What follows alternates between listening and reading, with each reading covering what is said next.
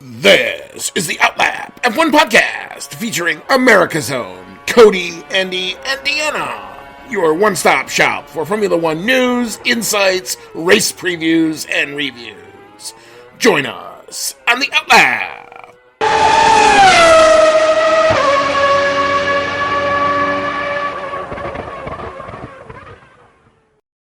Welcome on in, everybody. This is going to be season 7, episode number 20 of the Outlap F1 podcast.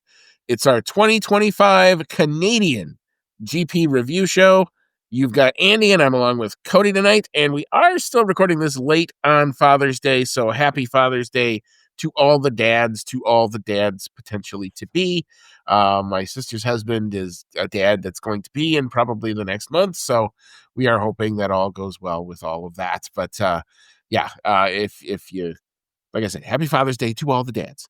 But anyway, Cody, sir, it is good to see you on this lovely Sunday night. I think we finally got official confirmation that the race is now official about maybe an hour ago. That's just kind of how the stewarding kind of worked there, because there was a lot to talk about. But how you doing otherwise?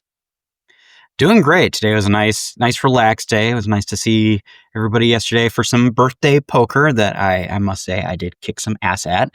So, yeah, a little humble brag there, but or maybe not so humble. But yeah, it's been a real nice weekend for me. Got to see my driver, my man Max, actually stay on the podium, unlike a couple of McLaren drivers. Well, we're going to get into all that in just a little bit. Whether or not this turns into my personal McLaren therapy session, I don't know. Roles kind of reversed from the last time we did a review. So, like I said before, you got to ride this roller coaster. This is why you're here. And if you don't ride it, you should get off. So, anyway, I'm not getting off. Let's put it that way. So, I'm here, good, bad, or indifferent, even when they sometimes annoy me. Like I was annoyed at least a little bit. I was annoyed a lot, but we'll get there today. But anyway, you can find our show. Welcome along if you have found our show. You can find us over on Blue Sky, on X, Instagram, Discord, Reddit, and of course here on YouTube at Outlap F1 Podcast is the handle for all of that. If you enjoy what you're hearing and you even like what you're seeing, you can do us a solid and click either the like and subscribe button on YouTube, or you can smash a 5-star review on your favorite podcasting app, specifically, hopefully, Apple Podcasts, Spotify. Those are our 2 biggest ones. You can email the show, outlapf1@gmail.com. We'll get your comments to us. Thank you so much to everyone who continues to support the show, including Dean Warwick, Yuri Dolchester, Paul Weaver, Quentin Warden, Kevin Kelly, Regan Stanzik, Timothy Brown, and, of course, Jonathan Scott. If you'd like to help us out with a small little monetary donation, we do put a link in our show notes for it. You're not obligated to do so. Whatever you want to give is totally fine with us. $1, $5. We're not asking for a lot. It does go back into the show. It does go into keeping a recording platform working, mobile internet up and working when we need it, and allows us to record in some odd spots every now and again when we have to do that. So, thank you to everyone who would like to do that. And like I said, you're under no obligation to do that. Just listening to the show is quite frankly payment enough for me. But anyway, the particulars now out of the way, we will start, as we always do, with our headlines of the day. Cody, I'll let you go first here. What you got? I can still wear my Red Bull cap. I had teased before that maybe it was time to make the switch over to the McLaren cap that I have, that you are also wearing. I had been feeling, and it still might be the case, that Oscar was going to run away with this championship. But at least today we saw that there was a little bit of hope. Max finished second. The McLarens were both off the podium. Now, I'm not rooting against them or anything, but it does help Max's case. And on top of that, he did not get a race ban yet. Well, I didn't think he was going to get a race ban. Somebody tried to maybe goad him into one, but we'll talk about that as it turned out to be quite a lengthy post race. I think the race ended at 2 p.m. local time or 2:30 p.m. local time. I don't think we got a final result until 8:30. That tells me that there were one too many inquiries, and that stop letting the stewards go to dinner. If you make them be hungry, they'll rule quicker. That's what you have to do. You have to lock them in the room and don't let them go out to dinner. But anyway, that's a rant for another time. my headline of the day is really simple. God dang it, I hate when I'm right sometimes. I had a funny feeling about this track for my team going into this weekend. It was confirmed a little bit on Friday that were kind of ugly sessions. It got more confirmed on Saturday. And despite their best effort to try to do some interesting strategy, and I thought that they put both their drivers in the best possible position based on their strategy, the car just wasn't enough there around this track. Let's be honest about it. And then two, the big moment, the clash between teammates. Didn't have that one in my bingo card, but we've been saying that it was kind of one of those inevitable things. It's bound to happen at some point. At least now it has. We can kind of react to it. We can talk about it. We can try to move forward from it as best we can. But yeah, not a great weekend, and I kind of felt it coming. I just every now and again I get these feelings, and I hate it when I'm right.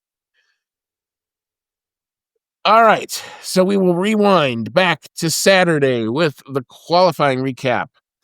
And some of you may have already heard, I tried to get the sound queued up and it probably played for a little minute there. It But that, worked. yes, at least we know that it works tonight. So let me tee this back up and we shall start with. All right. So going out in P20 was the Alpine of Pierre Gasly. P19 was Liam Lawson in the Racing Bull. He had himself a very rough weekend. We will definitely try to detail that a little bit. Just almost as painful as Lance Stroll, who was back, but not making it out of Q1. I don't think most of us were really surprised. P17, this was a surprise, especially given the early practice form. Carlos Sainz in the Williams. Not a happy bunny with his team, I think, at all. P16, just missing out on getting out of Q1, was Gabby Bortoletto in the Kick Sauber. P15 was Esteban Ocon in the Haas. P14, his teammate Ali Behrman in the other Haas. P13 was Nico Hulkenberg in the other Kick Sauber. P12, Franco Colapinto in the Alpine. P11, just missing out on Q3, but having to take a 10-place grid penalty for overtaking under red flag was Yuki Tsunoda. Ouch. The top 10 from 10 to 1. P10, much better result here for Williams was Alex Albon. P9 was Isaac Hadjar. P8, Charles Leclerc, who had some Q3 issues, along with P7, Lando Norris, who also had some Q3 issues. P6, one of the stars of qualifying for me, Fernando Alonso in the Aston Martin, wringing the neck out of that car and getting it up there. P5, early form looking good early for Lewis Hamilton. P4 was Kimi Antonelli in the Mercedes. Solid effort with harbinger of better things to come. P3, all he could do. Didn't really have a good rhythm going into qualifying, but Oscar Piastri does manage to get it into P3. P2, I thought I was a prognosticator. I thought Max Verstappen did it again with one of those laps, but it wasn't to be because George Russell showed up in the Mercedes and just decided to rip it away from everybody today, or on Saturday. A 110.899, a pole lap, an amazing pole lap right at the end to give Mercedes the pole here. All right, Cody, big thoughts here in the qualifying. Big one for me was that Lando Norris was not anywhere as far up the grid as he should have been. It looked like the McLarens, pretty much from the practice sessions, were not going to be as successful here as they have been at just about every other race this year. They were having some trouble putting in good times in practice, and we always take practice times with a grain of salt, but even so, they've been up near the top of just about every practice session so far this year, and they were lacking a little bit there. They were having a hard time making the chicanes kind of near the end of the lap. And yeah, coming into this session, Lando Norris, unfortunately in Q3, wasn't able to put in a great first lap time because he did miss one of those chicanes and just had to put in something, a lap time to make sure that he wasn't starting all the way down at the bottom. But yeah, unfortunately for him, not able to really put in a truly representative lap time, which meant he had a lot of work to do today. Yeah, he certainly didn't do himself any favors. He actually, on his second qualifying attempt, I believe he actually hits the wall on the outside of turn 7, which is not a place you would expect that to happen. Trying to wring the car out probably for everything it was worth. It probably asked a bit too much of it. Was pretty much what I saw. Because they would have moments It's not to say that they didn't have moments where they could put a lap together, but it just wasn't consistent across the qualifying. It seemed there was a potential that he could have been out in Q1 had he not had to put in. He had to use a second set of soft tires in Q1 just to get out of that session, and that puts you behind. He gets out of Q2 no problem, and it kind of resets. But again, he's got now a used set of soft. A lot of other competitors going after the medium tire because, again, we had that C6 tire. So people like Alonso and Verstappen and Russell were kind of using it to try to ring that for what it was worth, and they were making it work. Particularly, I thought Max's first lap was pretty darn good. Then he switched over to the final set of soft tires. And like I said before, I thought he was going to do the thing that he does on a track like this and just storm it. But there was no stopping George Russell. Whether he just showed up, had confidence, I don't know where it came from, but taking advantage, I think, of some of the cooler temperatures we talked in our preview, how the weather was going to be pretty much right down the middle. And that's kind of where the Mercedes car can do some damage. And they were set up pretty well, and George Russell pips Max for pole. Oscar could only do P3. It was good to see Lewis Hamilton out-qualify his teammate. Leclerc also had a pretty dramatic moment. He didn't put it in the wall or anything, but his Q3 lap was also highly and very much compromised. So the time you're seeing is his first flyer there. Other honorable mentions, Isaac Hadjar, I think, with a very solid effort. And again, Alex Albon's getting the Williams into Q3. Unfortunately, that was probably the end of the good news for Alex Albon when we got to Sunday. But any other thoughts in the qualifying before we move on to Sunday? Just that it did seem like one of those weird weekends where Mercedes suddenly comes out to play and suddenly has a great car. And George Russell took all the wind out of my sail because I saw that Max Verstappen took provisional pole, and I was all extremely excited. And then Russell comes around and takes it away, and I was like, oh God, like it's going to be so hard to win from not the front row. And even Max said, during the interview after qualifying, Jacques Villeneuve was asking him like, hey, like, are you happy that you're on the inside line here, getting that advantage into turn one? And Max was like, no, I'd really rather be in P1. Like, you get to start that much farther forward. So yeah, I was a little disappointed in that, but I mean, George put together a great lap and he did everything he needed to do. I did enjoy watching Max absolutely shove that idiotic question down Jacques Villeneuve's face. Have to say, don't always love Max, but yes, thank you. That was a kind of a dumb question, and Max just kind of made it that. So anyway, I guess we'll move into the Sunday running. We talked about kind of the paint. We will start as we always have to do with our back markers. We've got some people back here who we don't necessarily always see.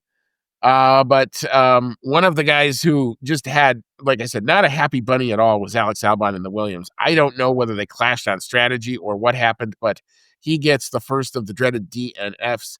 Apparently, Liam Lawson got something like a 50-place grid penalty for changing his engine after the car went into park for May, so that's not a very good thing. So his race was pretty much done before it even started. He only makes it 53 laps.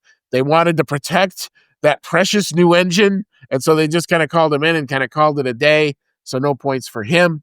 P18, we will talk about why he is back here, absolutely for sure. That is Lando Norris in the McLaren. He gets the DNF, making it only 66 of the 70 laps. We will talk about the fateful lap 67 and what led up to all of that. P17 was Lance Stroll in the Aston Martin. Yes, he competed. He showed up.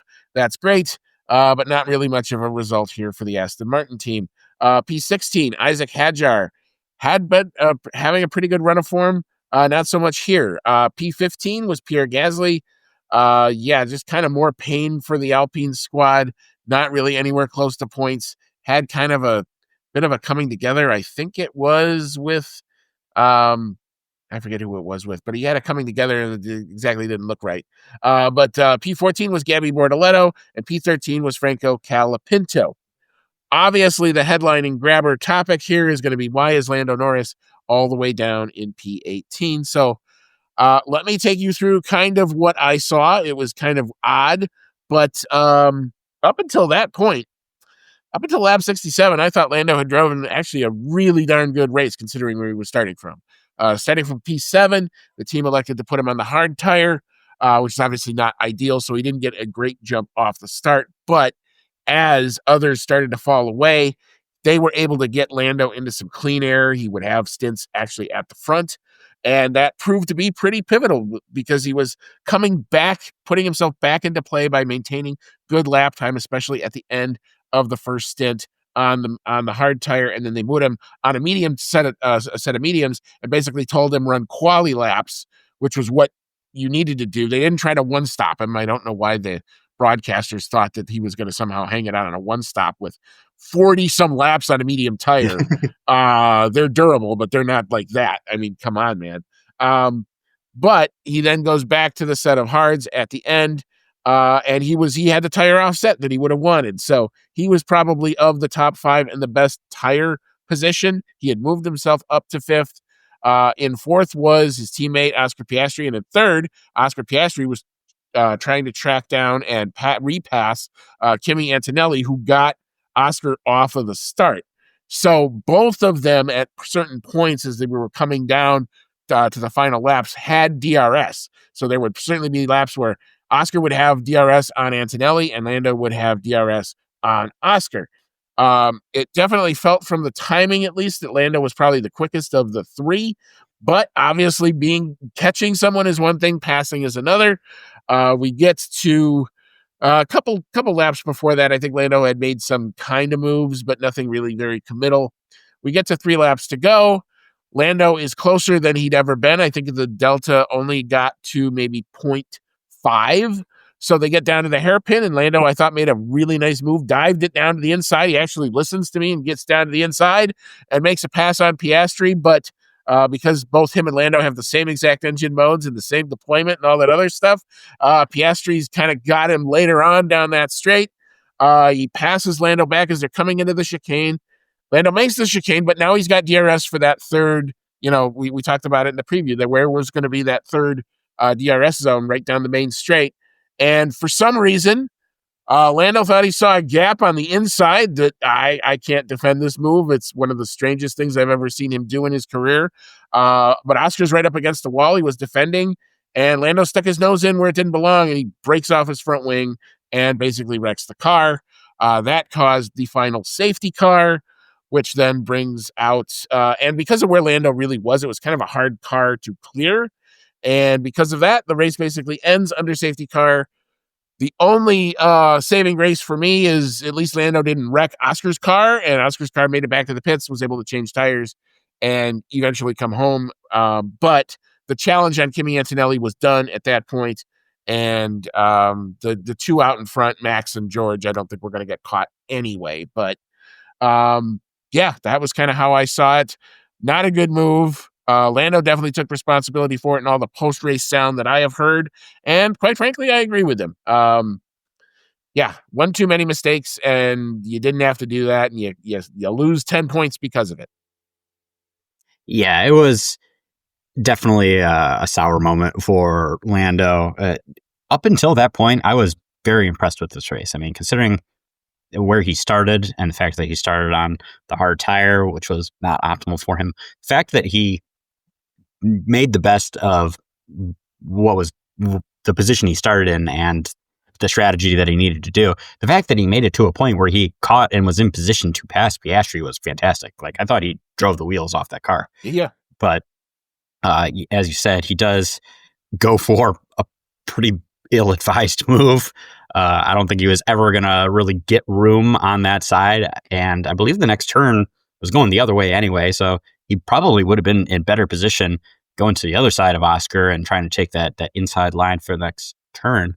But yeah, he decided he was going to try to squeeze it in around that side. And yeah, pretty much, I don't think he was ever going to have room. And the gap just closed up on him even that much more. And it was never there. Said, it was never really there, but it got closed even more. Yeah. And as you said, he got really lucky that things were not worse. Like, yes, he took himself out of the race. That is bad enough for his championship hopes, but I mean, hit like that, he could have wrecked Oscar Piastri's suspension as well. He could have given Piastri a flat tire, and by that point, like, Piastri would have had to go around like the whole track with a flat tire or suspension damage or something. Like, it could have been really ugly for both of them.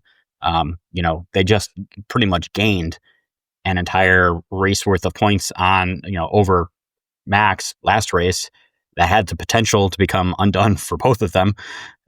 So he got really lucky that it was only his race that he wrecked. Yeah. That said, he was very open immediately on the radio saying, "Look, guys, it was stupid. It was my fault. That wasn't going to happen." Lando is usually really hard on himself, but I do give him credit for admitting it's his fault when it's his fault. Like, we all saw it on the broadcast how that went, and that it was pretty much nobody's fault but his. And he was very open about admitting that. So I give him points for that.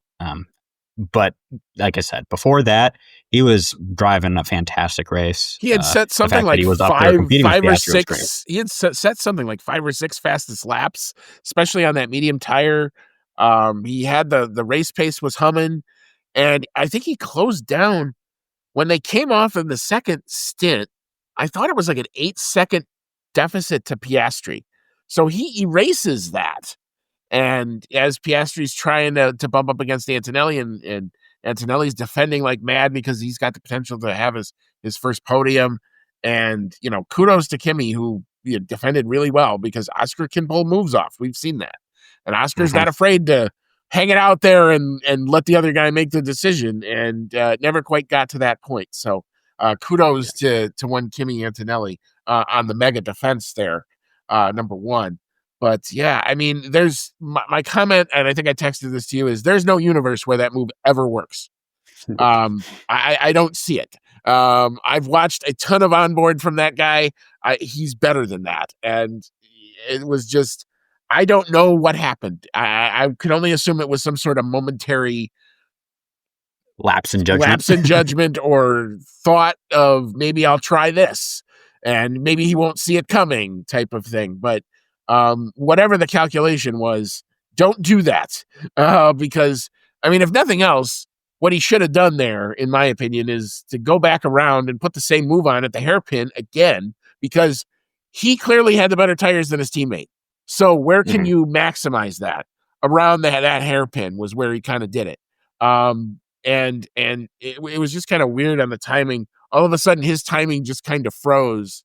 And it was really weird because everybody else kept registering. And I just kind of went, oh, that's not good. And then the onboard catches up to where the tire is like 45-second delay. All I heard was thud, thud, thud. And I went, yeah, that tracks. Yeah, that tracks. So did not send my hat flying, because I was actually at my sister's, who was being, one, very accommodating and letting me completely take over her basement with my entire setup of stuff, and two, thank you to her husband for allowing all of those devices to talk to her Wi-Fi, because otherwise the Wi-Fi that I brought wouldn't have worked. So I was actually grateful that at least I could watch said race, even when the result necessarily wasn't all that great. All right, so we'll leave kind of Lando there. So he actually did get a 5-second penalty for causing a collision. Not that it really matters. I think he may have gotten a penalty point for it. I'd have to double check, but I think that was really the only thing that came out, because the stewards had a whole lot of stuff that they wanted to look at. But anyway, we'll talk about that in a little bit. But moving on into the midfield, P12. Starting from, I think, Ottawa, Yuki Tsunoda comes back and makes it back to P12. Ali Behrman manages to finish in P11. Carlos Sainz rallies and gets a point for Williams here. So he manages to finish in P10. That was really good. Esteban Ocon. I keep telling you, Haas are doing this with smoke and mirrors. I don't understand it, but they get it. Again, 2 more points in the bag for Esteban Ocon. P8. Nico Hülkenberg does it again. We wrote this team off. We kind of left them for dead, And maybe we shouldn't have done that, because now Kick Sauber apparently are taking advantage when others falter, at least that much. So 4 big points on the board for them. P7, Fernando Alonso, back-to-back point scoring finishes for him. That was a really good result for them. 6 big points on the board for him. P6, Lewis Hamilton, who really didn't have a great race. I think he even potentially, I thought I saw something that said he might have hit a groundhog and had damage, and kind of had himself a very, very lonely race. So yeah, nothing. Unfortunately, couldn't make the good qualifying last, but manages to come home in P6. P5 was Charles Leclerc. Him and Lando were pretty much on a lot of the same strategies, so they were kind of shadowing each other throughout most of the race. Leclerc wanted to do the one stop. He wanted to do the magical Ferrari Plan C, which, if you go back to the Italian Grand Prix last year, was the one stop when everybody else did the two stop. And then Ferrari put him on a second set of hard tires, and Charles was not exactly happy about it. So not sure what the Ferrari decision desk was doing there. They apparently thought that they didn't want to be on the mediums very long, but the mediums were fine. And Charles even told them that. So I was confused as to what was going on there. P4, that's where Oscar Piastri finished after getting overtaken by Kimi Antonelli on the lap 1. We talked about the incident in the run-in with his teammate. So only good up to P4. First race, I think, of the season with no McLarens on the podium, but at least he manages to score something. All right, Cody, big thoughts here in the midfield. Definitely a lot going on here. You did kind of allude to it. Yes, unfortunately, Lewis Hamilton did squish a poor little groundhog. Anyone who's kind of new to this, the Canadian Grand Prix, this Circuit de Jacques Villeneuve, or not Jacques Villeneuve, Gilles Villeneuve. Gilles Villeneuve, the other, the perhaps better Villeneuve. Yes, this track is kind of notorious for having little groundhogs running across the track. Many of the drivers have unfortunately squished them in years past. And actually, Lewis Hamilton was actually talking about it in some of his post-race interviews that he felt really, really bad about it. I guess, he's kind of an animal lover, and, accidents happen and stuff like that. But, he still felt really bad about having done it, which, I actually think was kind of endearing that he was talking about it and felt bad about it, because, he had a lot of reasons to feel bad about this race, and that seemed to be kind of high up on his list. So I actually kind of thought that was endearing, even though, it happened. But yeah, Piastri definitely had a pretty good race, but kind of really for both McLarens, the first race this year where they didn't look like the dominant car. They were not really in a fight for the win at really any point in this race, I would say. I would say that Oscar was on for a podium, or Lando was on for a podium. But Oscar's main race during this was against Antonelli. And he couldn't really, he got up close to Antonelli. There was a good point there for a while where it was Oscar in Antonelli's DRS. He had caught up to him, and Lando was in his DRS. So it was like a little mini DRS train. But even during that, Oscar was not, able to make the move on Kimi. And Kimi was driving the wheels off his car, probably wanting that first podium, which he, spoiler alert, he did get. But he must have really wanted it. He was doing a great job defending. And, maybe if Oscar didn't have that distraction in his rearview mirrors, trying to pass him, maybe he might have eventually gotten Antonelli for the podium. We don't know. But yeah, definitely not the strongest car this weekend. But I do think he did the best that he could with what he had. The Mercedes looked like the car to beat this weekend. Max does Max things and is always in the mix, even if he doesn't have the best car. But I really think Oscar and Lando were doing great despite this weekend. So I think Oscar, even though he missed the podium, he can be happy with what he achieved. Yeah, I mean, it was very much like a pitcher trying to get through a set of innings without their best stuff. That's kind of what I felt. I thought the McLaren strategy calls were really good. The pit stops were very sharp. They did as many of the little things as you could do to try to get that car into the position to at least have a shot. I don't know if he even sometimes if he somehow gets past Antonelli. I don't think he had anything for Max. I don't think he had anything for George. Um, Same kind of with Lando. I thought if Lando had somehow gotten past Oscar, he might have had something for Antonelli. But I don't know if Lando would have had anything for Max, given just the gaps that he would have had to go down, and the fact that he was just kind of running out of laps. Yeah, that So battle between the three of them was kind of letting Max pull away a little yeah, bit. So they would have had a pretty good gap to close had they gotten around Antonelli, and yeah, they were running out of laps. So I yeah, agree that and probably wasn't going to happen. And just to now just talk about the podium. The podium was Kimi Antonelli's first career podium in Formula One. Max Verstappen takes P2, Antonelli P3, and George Russell winning from pole position, controlled it pretty much throughout. No real challenges and no real dramas with Max Verstappen, except at the very, very Yeah, end, which is something we will have to talk about because Red Bull then decided to keep everybody from packing up and leaving the Canadian Grand Prix a little bit longer because under the safety car, George Russell does and we've seen this happen before with people in the safety car where they have to maintain a delta. So where you choose to speed up or slow down in that delta is at really the discretion of the leader. We've seen kind of this happen before. George was in his delta and slowed way down, and that caused Max to kind of jink to the right. And at one point, he actually does pass George, and then George gets back around him. I thought it was a big giant nothing burger, but Red Bull was apparently a lot more offended than I was because they decided to file a formal protest of the race results, which was after 6 hours, was summarily rejected in a very harshly worded, not that harshly worded, but it was a very firm decision from all of the stewards that basically said the appeal was rejected, no merit, no moving forward, no moving into the second phase. Um, Not surprising, and Red Bull forfeits, I think it's €2,000 or whatever it is.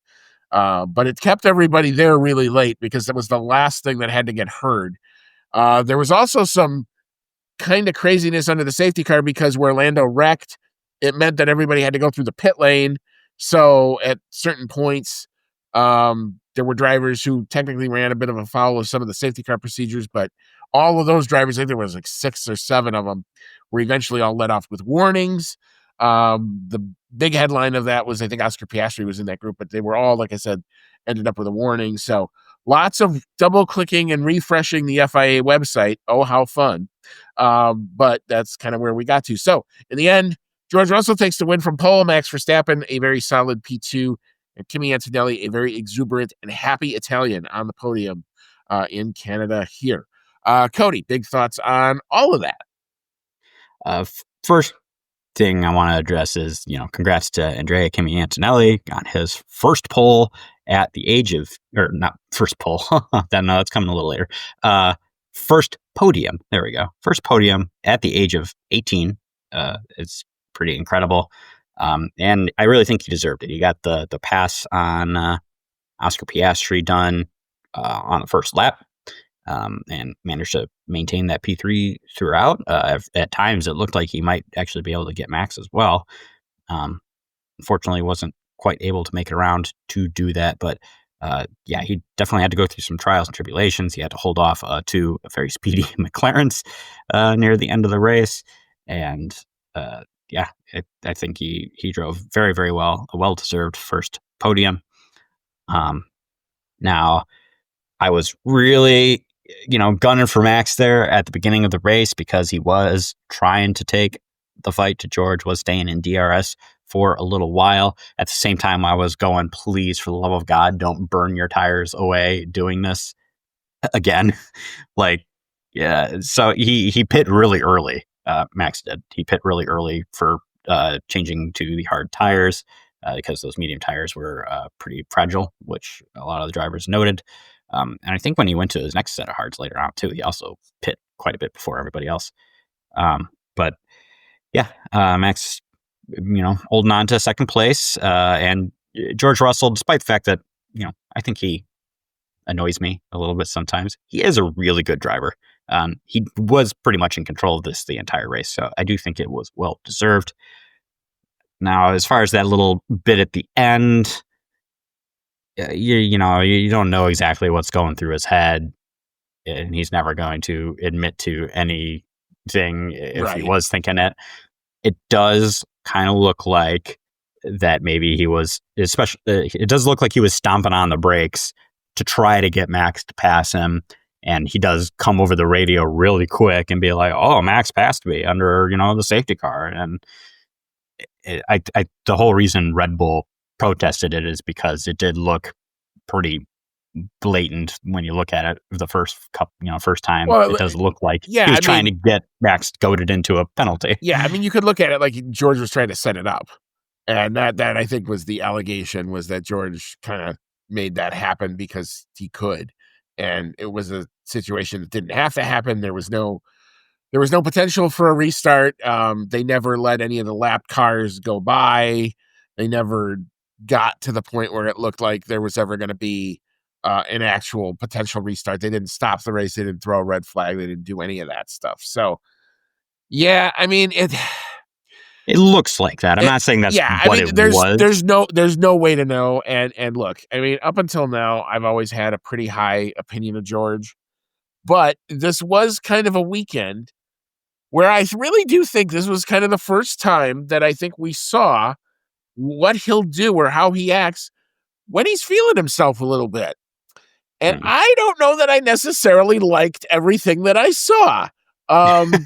From the goading comments after qualifying, like, he made a really nice statement, and he said, "Look, it was one of the few laps in my career that I've ever felt goosebumps." That was cool, and that's fine. But then talking about points and trying to get Max to say something, and Max not trying to say anything. I get the whole trying to goad your opponent and playing a psychological game. I don't know that George is great at it or not, but I get the sense of he's the kid in the back. Like, I've said this before about him sometimes, especially when he puts his GPDA hat on, that he'll sometimes be in the back and be the guy that go, "Oh, you did that. Oh, I saw you. Jumpstart Norris." Like, I've seen that one, seen that act before a couple times. Or Jumpstart Max. Um, I don't know. I think he's got to be kind of careful about his narrative, because from what I saw, at least in reaction to him this weekend, yeah, he gets a win and it's great, but I don't know if he made a whole lot of fans, and if anything, I think he lost a couple. Kind of my thought. As far as the penalty points comments that he made after qualifying, about that, he's got a few more penalty points to play with.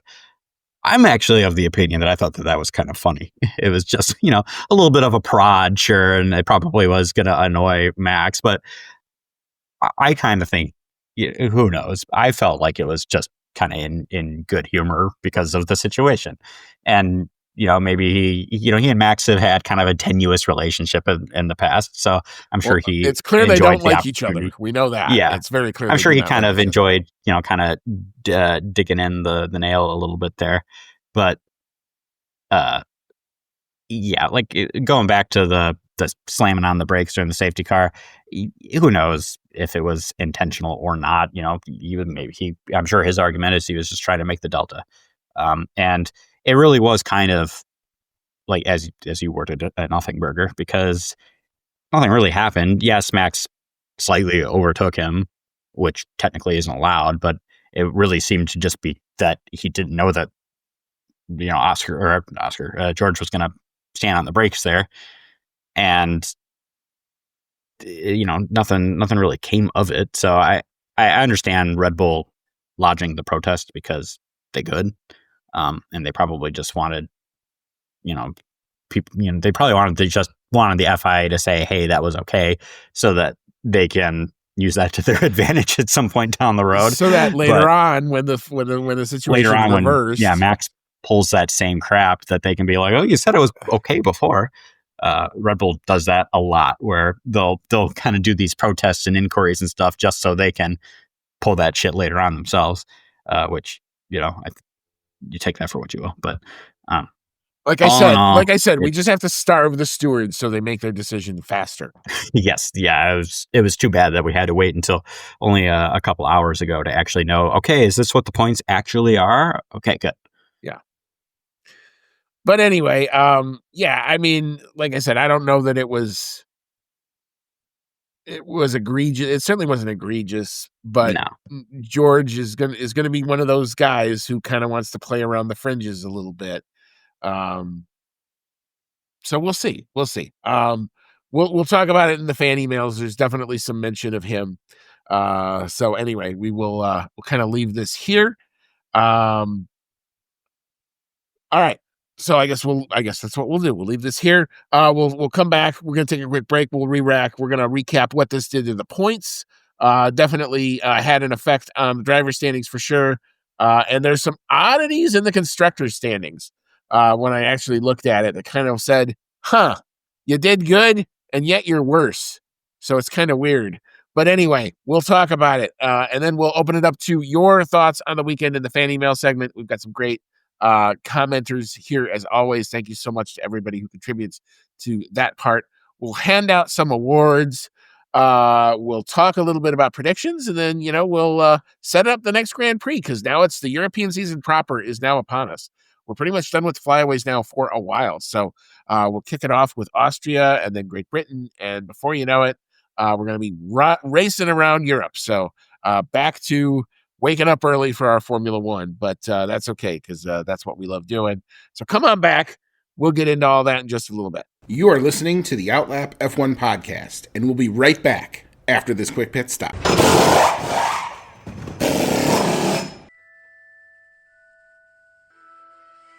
Grab your flu powder, broomstick, or apparate to your favorite audio streaming service to join the discussion on Hogwarts, a podcast, where Dan and his friends have in-depth chapter-by-chapter breakdowns of each Harry Potter novel. Join the group as they dive into the magical world and discuss plot points, analyze character development, and occasionally go off the rails. Whether you're a muggle who's new to the series or a pure-blood wizard who won't need a remember-all, Hogwarts, a podcast, brings everyone to the Great Hall for a magical discussion. Hogwarts, a podcast, available wherever you get your podcasts. All right, welcome back in. This is season 7, episode number 20 of the Outlap F1 podcast. It's our 24-25 Canadian GP review show. I would call it a very tough day at the office for my boys, but sometimes that's what happens. But we just wrapped up talking about the Canadian Grand Prix, and again, congrats to Kimi Antonelli on his very first Formula One podium. But now we're going to take a look at what this did to all of the driver standings and the constructor standings. And there's, like I said before, there's some oddities in the constructors. It's just kind of weird how the math works. But anyway, Cody, if you take the drivers, I will handle the team standings. all right. Oscar Piastri ends up pretty much coming out of this ahead.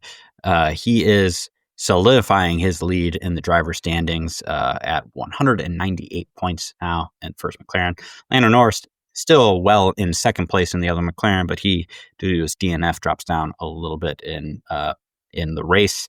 So he is at 176 points. Max Verstappen, nice P2 on the day. Slowly clawing back some of those points that he lost because of mishaps in the previous race. He's sitting at 155 points. George Russell, big earner of the day. He is in fourth place in the first Mercedes, up at 136 points after that well-deserved win. Charles Leclerc, still the first of the two Ferrari drivers, in fifth place at 104 points. And Lewis Hamilton, unfortunately, not able to convert his qualifying better than Charles Leclerc into finishing better than Charles Leclerc. He is in sixth in the driver's standings, in the other Ferrari at 79 points. Andrea Kimi Antonelli gets his first podium in Formula One, which is fantastic. Many good things to come for him. He is in seventh place with Mercedes at 63 points. Alexander Albon, despite not getting any points this weekend, and he pretty much had a really rough go of it in the race today, to be fair. No points for him today, but he is still in eighth place for Williams at 42 points.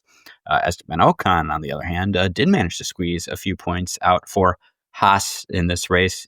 He and I would say Hulk really doing magic for their teams, managing to capitalize so far and get points when even when those cars, historically haven't really looked like they deserve it. He is just holding on to 9th place with 22 points. And then Isaac Hadjar, just right behind Ocon now at this point. Hadjar in 10th place in the standings for Racing Bulls at 21 points. Yep. So moving into our team standings, McLaren, Mercedes, while they had a bad weekend at the office, still maintained a pretty healthy lead in the constructors' standings for sure. They are up to 374 points on the season. Second place, Mercedes has now taken it back from Ferrari, so they move up one spot and are up to 199 points with a P1 and a P3. 40 good points on the board for them this weekend. They outscored pretty much everybody else. So it was a Mercedes domination as much as you could get. P3 was Ferrari. They check in with 183 points. P4 is still Red Bull Racing Powertrains. They check in with 162 points. P5 is Williams. They're up to 55 points. They did get a point from Sainz there today. P6, again, it's kind of odd how they managed to do it, but Haas Ferrari, on countback, are up to P6. P7, Racing Bulls, also on 28 points, along with Haas, but they actually drop one position this week. P8 is Aston Martin. They move up a position in the standings, thank you to Fernando Alonso. And P9, despite the great result for Nico Hülkenberg, Kick Sauber actually goes down in the constructor standings. Kind of just an oddity of how the math worked here, but they are up to 20 points, putting some distance now on P10 Alpine, who apparently the hot rumor is they may be letting their CEO go, Luca Di Maio, in the near future. So we'll have to stand by and see if that gets confirmed. More drama and changes over at Alpine. Wow. It's a revolving door over there. Yeah. But anyway, that concludes our standings. And now you've heard our takes on the Canadian Grand Prix. It's now time to open it up to your takes on the weekend in the fan email segment. Like I said, we've got some great contributors here. Cody, your time to shine here, sir. What do we got? All right. Our first fan email comes in from Rachel Fleming. Thank you, Rachel. And she says, well, what an ending to the race again. Oh, Lando, that was silly. At least you didn't blame Oscar at all. That incident was where Lewis and Jensen hit each other in 2011 as well. And I've actually seen a lot of commentating on the similarities between these two accidents. That might be a world championship flashpoint and put him big time behind Oscar. George wins. Brilliant quality turns into a brilliant win. Max put him under some pressure, but he kept his cool for the whole race. Get that contract out, Toto. Brilliant first podium for Kimi as well. Albon had the race from hell. Even before his power unit gave up, he was never going to make the one-stop work. He was going so far back that he might have ended the race in the USA, let alone last. Talking of last place, I made a little prediction that Stroll wouldn't get out of Q1 and wouldn't win. I was 100% right. Brilliant. That move on Gasly was very poor. Oh, yeah, we didn't really talk about that. We'll get to that in just a second. That was the one I couldn't remember. It was Gasly and Stroll. Alonso watch, more points. Looked on the pace all weekend, and his comments about racing, not testing, brought me a chuckle. Sauber watch, more Nico points. He really is dragging the Sauber to places it shouldn't be. I wish people would give him more credit. Yes, Nico Hülkenberg definitely deserves a lot of credit. He's, kind of known for his dubious record of most races without a podium. Most starts without a podium. Yep. Yeah, most starts without a podium. But he is a very talented driver, and he's been in the game a while now. With some time out of the sport, in the middle there as well. But he's coming back swinging. He is doing a great job getting points in that bright green Sauber car that really we've kind of put at the back of the pack for a couple of years now. Yes, we did not really talk about before the incident between Lance Stroll and Pierre Gasly.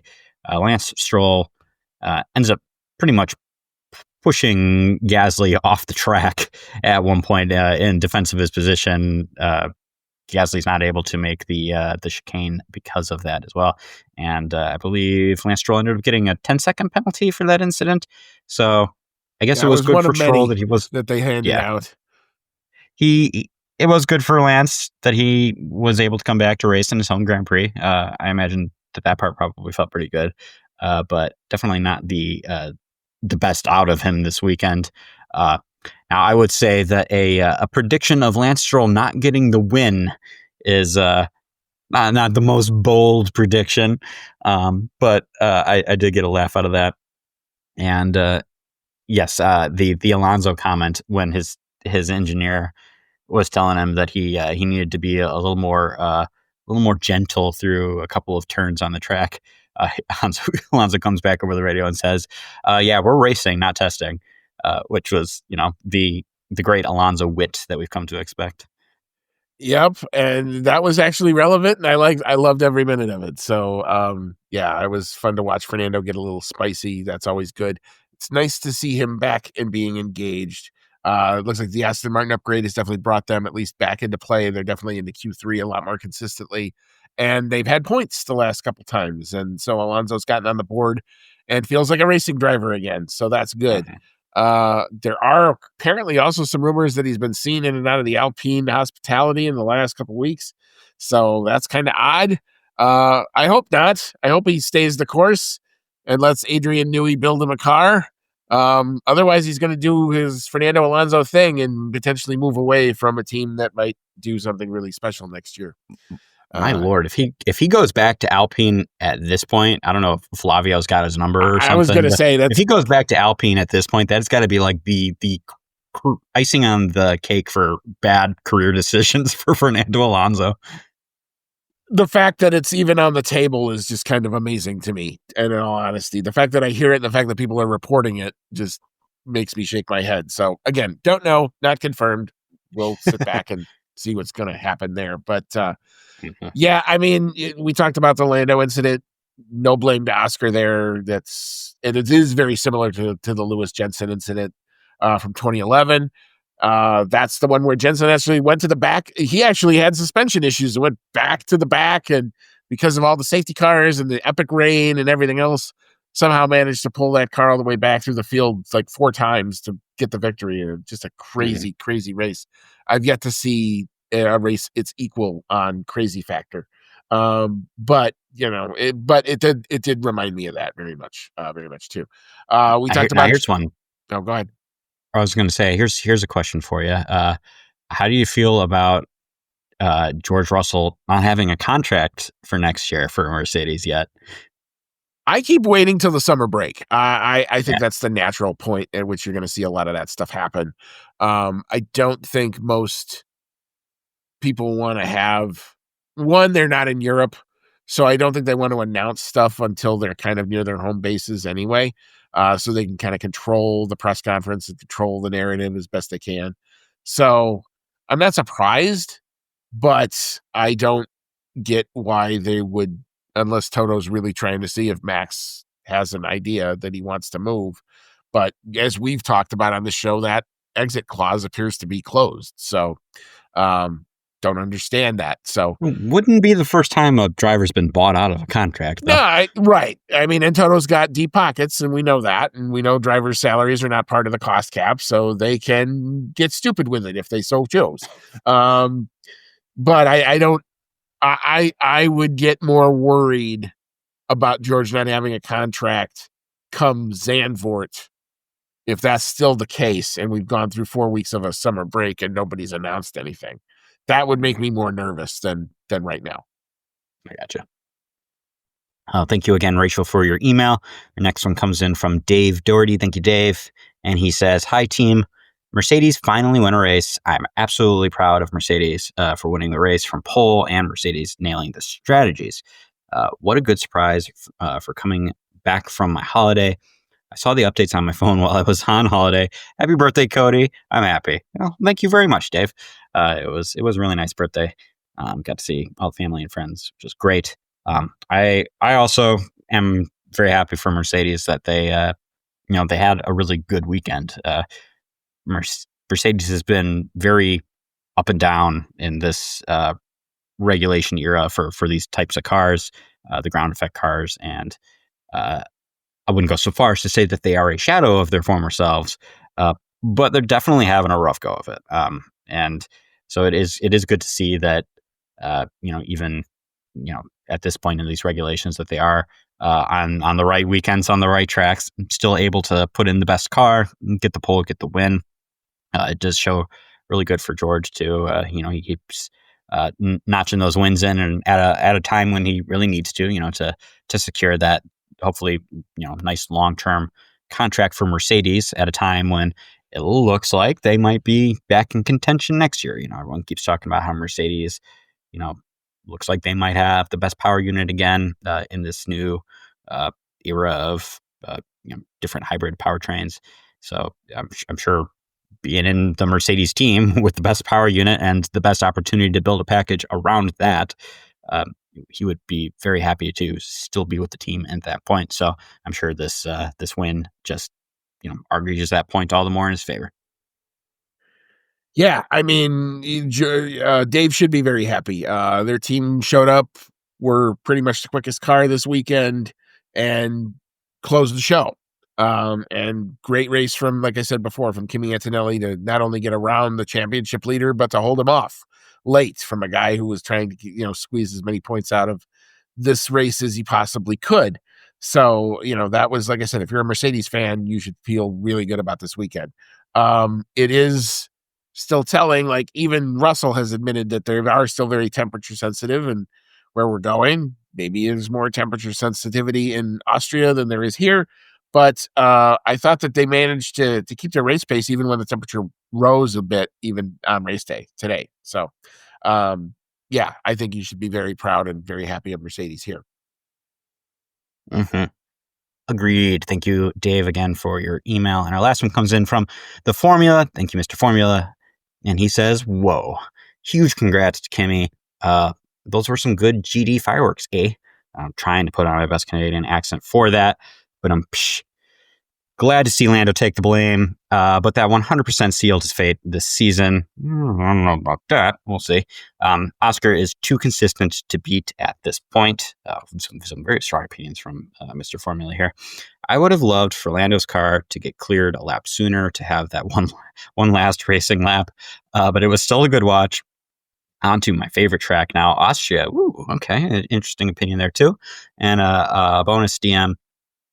I used to really like George Russell in his Williams days. Now it's borderline disdain, and I can't really explain why. The word turd frequently comes to mind when I see him. Just kidding, but seriously. I have, I guess, maybe a little bit of a similar feeling towards George. I don't really know. He is a really talented driver. Like, don't get me wrong on that. He is really good. He deserves to be in the sport and in the seat that he is, and he did. He's done great things at Mercedes. He brought the fight to Lewis Hamilton, which is like, a mark all on its own. I guess my opinion on it is he does seem a little pompous at times, and that kind of rubs me a little bit the wrong way. And you kind of described before that, he's, he likes to call out other people for doing wrong. And then when he does it, it's kind of like, oops. And I guess that kind of rubs me the wrong way a little bit too. But that's just kind of what this sport is. Look how many people Max Verstappen rubs the wrong way. You either love him or you hate him. And I don't think George would really mind that type of opinion toward him, so long as he's winning races and in contention. So, take that for what you will. He is a good driver, whether you like or dislike him. Yeah, I mean, I'm not discounting the talent at any bit. It's just when he, like I said, this was, I think, the first time where I think we've ever really seen him since he's been in F1 really kind of feel himself a little bit. I mean, in the Williams, he was always the underdog. He knew he was the underdog. If he got a result, he was just happy about it. I think this was really kind of the first, and even when he got the first couple Mercedes drives, the first win in Brazil, that was a surprise. And I think as long as he was always the surprise winner, it was kind of easy guy to root for. You like that. People watch for that type of thing.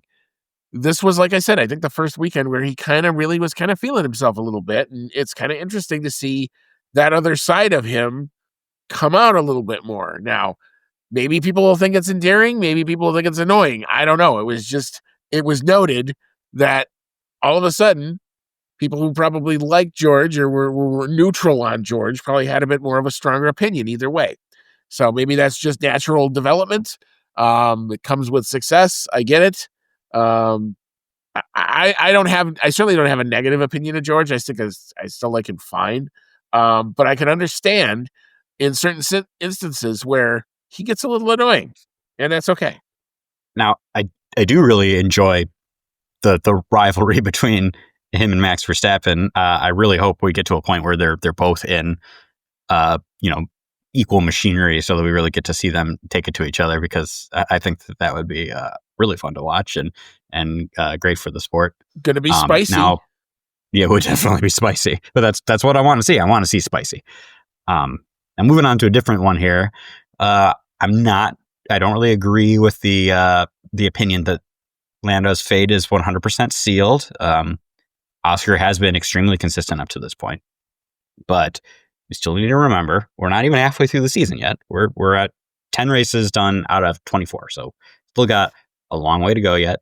And I really think that up until the incident, that Lando was having the better race. I think he didn't have the better qualifying, that is for sure, but he drove all the way back up to Oscar and was probably going to overtake him at some point. He just, got a little impatient and made a poor decision, and it ruined his race. And, that type of thing happens. But it's not a huge gap still. I mean, it was only, 10 points before this race, even after this retirement. It comes up to 22. I mean, 22. It's almost a race victory. It's almost a full race. You could easily clear that up in a few races with some good performance, or God forbid, a DNF for Oscar Piastri. That shit happens too. Right. So it's definitely not over. I would say that Lando should try to come away from this understanding that he made a mistake, but he should also try to feel good that he was having a fantastic race up to that point, and that he showed that he can get the better of his teammate when he's really, putting the pedal to the metal. So I don't think it's sealed in. I think that Lando, I still think Max has a shot, and I would say that Lando definitely has a better shot than Max. So that's how I feel about it. Yeah, I mean, there's a lot more of the tale that's going to be unwoven. I'm not putting the crown on Piastri's hat by any stretch of the imagination. There's too much math still out there where weird stuff can happen. Again, this was always going to happen at some point. Everybody who talked to me about it with Formula One said it's great that McLaren. When are they going to clash? Well, now we've seen it. The question is, where do we go from here? If it becomes a recurring thing where they're constantly banging into each other, you're going to see team orders come out probably really freaking fast, because that team knows what position they're in and are not going to have things collapsing because their drivers make mistakes. I think this one will get forgiven and quickly forgotten, and everyone will move on. But that having been said, Lando needs to just relax. Don't even look at the championship standings and just go racing. Too many mistakes in qualifying because he's trying to wring the car out when 98% would have been P4 and you would have been fine. If that's where the car is, that's where the car is. Sometimes that's just how you have to go. But I mean, like I said, there's no universe where that move ever gets made. Like I said, I've watched a lot of Lando onboards. I was not a fan of the move at all, and shit happens. Yes, it does. Thank you again to everyone for your emails. We really do enjoy you contributing to our show. Yes, very, very much so. Thank you to everybody who popped in a comment here or there. All right, so we will move into our awards, and we shall start with the rubbish.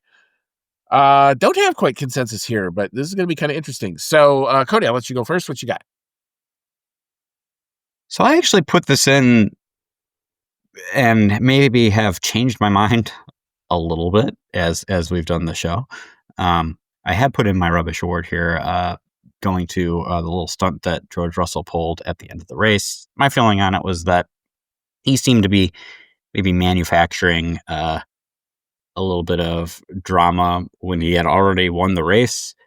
Now that, I've maybe listened to some other opinions, maybe it doesn't seem like it was really, we'll never know if it was that intentional, and nothing really came out of it. I mean, hell, Max didn't even seem extremely bothered by it. It was kind of more the team wanted to put in the protest because they could.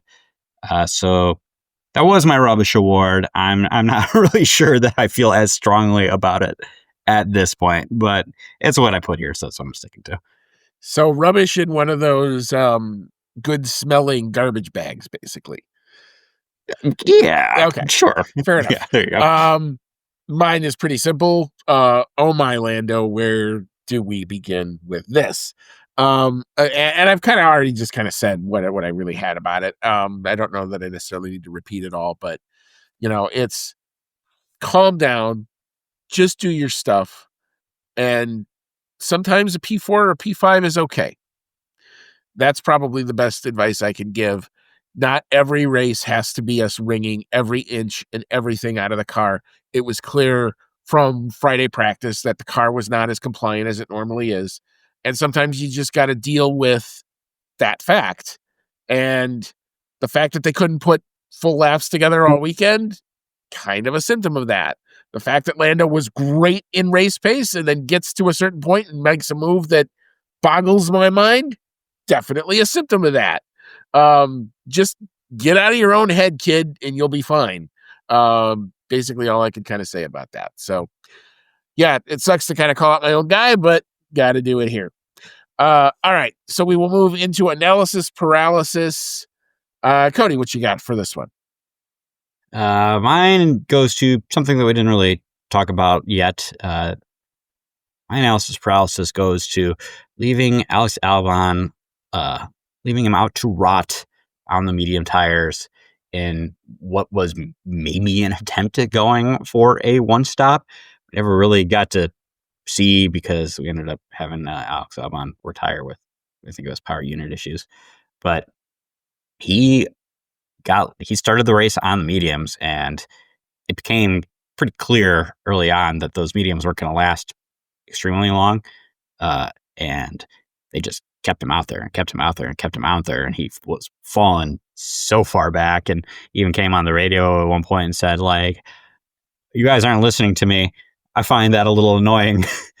And he still stayed out there. And by the time they pitted him, he was all the way at the back of the field. It did not pretty work. Much race ruined.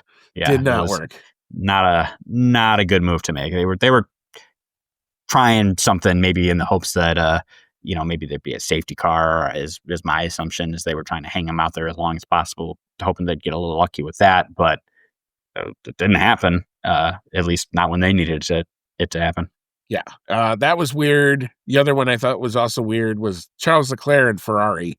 Apparently just didn't flat out listen to the driver when he clearly comes on the radio and says, I think we should do plan C, and then put him on a second set of hard compounds, in which Leclerc was immediately on the radio and said, very much like Max Verstappen, you did this, and why?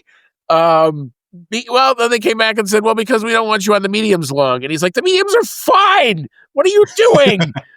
So to be a fly on the wall in that debrief would probably be quite hilarious. So Leclerc and Ferrari get my analysis paralysis this week.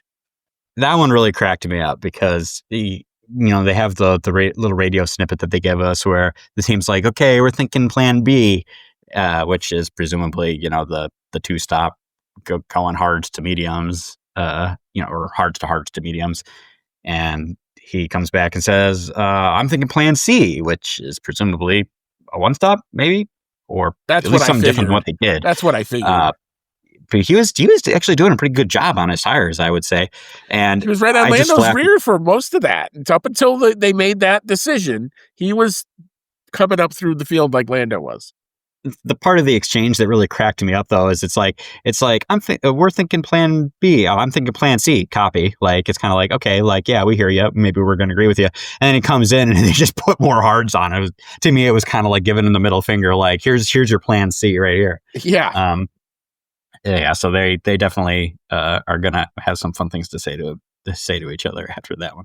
Yeah, that one was definitely odd. Let's put it that way. All right, so we'll move into our dark horse of the day. I'll go first with this one. Old is still good. Fernando Alonso can still wheel a race car. Nice to see him being engaged again and now getting some points. So those are all positives. And I love the fact he told his team we're racing and not testing. So dark horse for me. Cody, what you got? I'm going to give mine to Nico Hulkenberg for still managing to drag the car into the points. And once again, it was pretty much on merit. Like I think he was going to finish P9 had, without the Lando retirement, and there wasn't really anything at during the race that helped him into that position. It was pretty much green flag racing the entire time. There wasn't really any retirements in front of him. So he was getting it there on merit, which I find to be very impressive. Absolutely. Driver of the day. I think this one is easy. I know sometimes he wins this because of the fan vote, but Andrea Kimi Antonelli, congrats on your first F1 podium, sir. Not an easy feat for sure, and you're just 18 years old. Definitely makes Toto Wolff look very smart every time he gets a result. So Andrea Kimi Antonelli, clearly for me, because of the move at the start to get around Piastri, and two, the defending, which is the harder of the two things to do, driver of the day for me. Yep, for me as well. There's a lot of talk going into the season as to whether he was ready for Formula One. He didn't have the strongest Formula 2 campaign. So there was a lot of talk. Is he ready for this? But so far, he's had a very successful rookie season. He gets his first podium in his first season. And to get there, he had to defend from what has been the best car on the grid, the championship leader, and Lando Norris on fresher, faster tires. And he got that move done on Oscar first lap, and as I said earlier, was even looking like he might catch Max at one point. So, fantastic race for him. His podium was well deserved. Absolutely. All right. So before we hop on out, we do want to take a look at what we did in the predictions.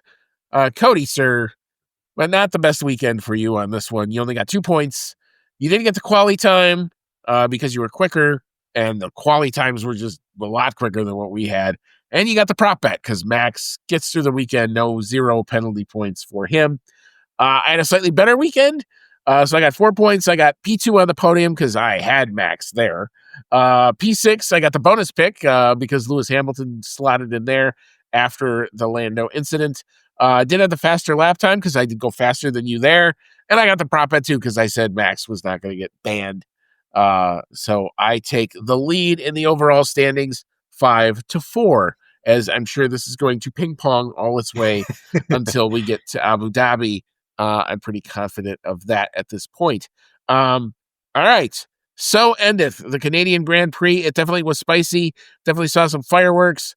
Now we move on to a track that promotes fireworks. Has it kind of in spades. We go from here to the Austrian Grand Prix. The hills will be alive with the sound of Formula One cars. The Red Bull Ring awaits, and all of the clashes and the fun that could come with that. That's another track where it's either it's amazing and it's crazy, or it kind of is a procession. So I don't know what we're going to see. I'm hoping for the latter than the former, but we will get to that in I think a couple weeks time. I think we have a break. I think they're going to give everybody some time to get back to home base. So we'll take a week off. We'll re-rack. We'll come back with a Austrian Grand Prix preview about 10 days from now. But until then, Cody, any final thoughts? I do like the Austrian Grand Prix. It's definitely like the area around that track is definitely one of the prettiest places that they go on the calendar. I really enjoy the views there. I think it would be, for that reason, just a really cool race to go see because you get to enjoy that beautiful countryside. I'm a little nervous about it because of what happened last year. I'm hoping that Max Verstappen looks good there, but based on what happened last year, McLaren's probably going to be bringing their A game, and I'm just really hoping that they don't clash too hard on track this time. Yeah, I'm expecting my boys to show a little bit better now that they stubbed their toes a little bit, but sometimes that has to happen. So we'll see what all that brings. So for Cody, it's been Andy. Like I say all the time, take care of yourselves, folks. Happy Father's Day once again. And as always, may all your laps be fast.